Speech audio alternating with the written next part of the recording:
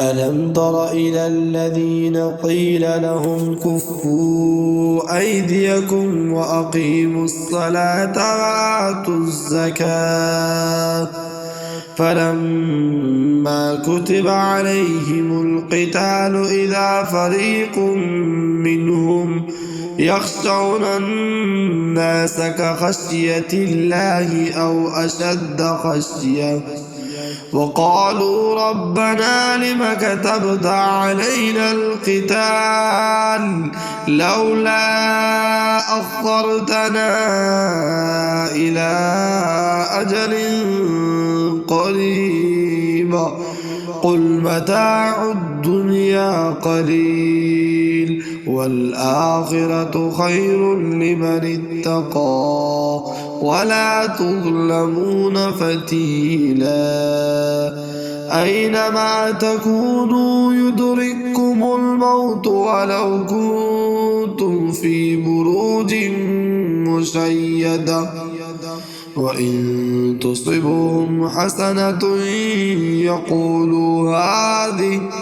هذه من عند الله وإن تصبهم سيئة يقولوا هذه من عندك قل كل من عند الله فما لهؤلاء القوم لا يكادون يفقهون حديثا ما أصابك من حسنة فمن الله وما أصابك من سيئة فمن نفسك وأرسلناك للناس رسولا وكفى بالله شهيدا من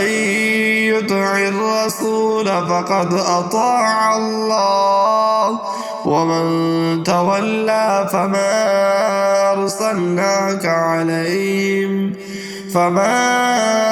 أرسلناك عليهم حفيظا ويقولون طاعة فإذا برزوا من عندك بيت طائفة منهم غير الذي تقول والله يكتب ما يبيتون فأعرض عنهم وتوكل على الله وكفى بالله وكيلا أفلا يتدبرون القرآن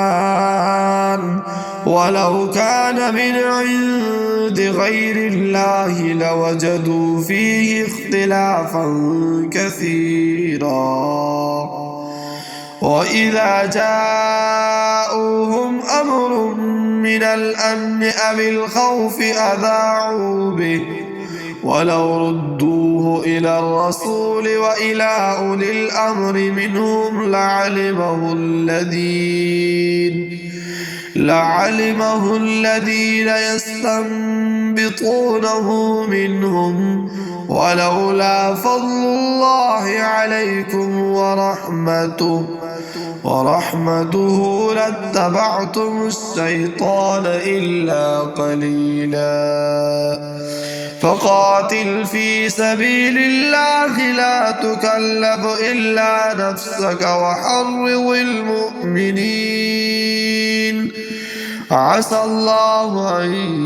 يكف بأس الذين كفروا والله أشد بأسا وأشد تنكيلا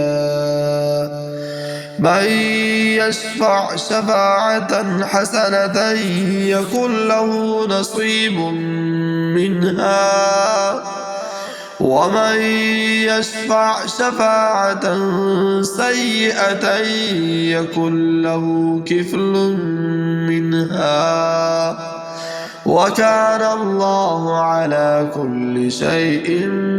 مقيتا وإذا حييتم بتحية فحيوا بأحسن منها أو ردوها إن الله كان على كل شيء حسيبا. الله لا إله إلا هو ليجمعنكم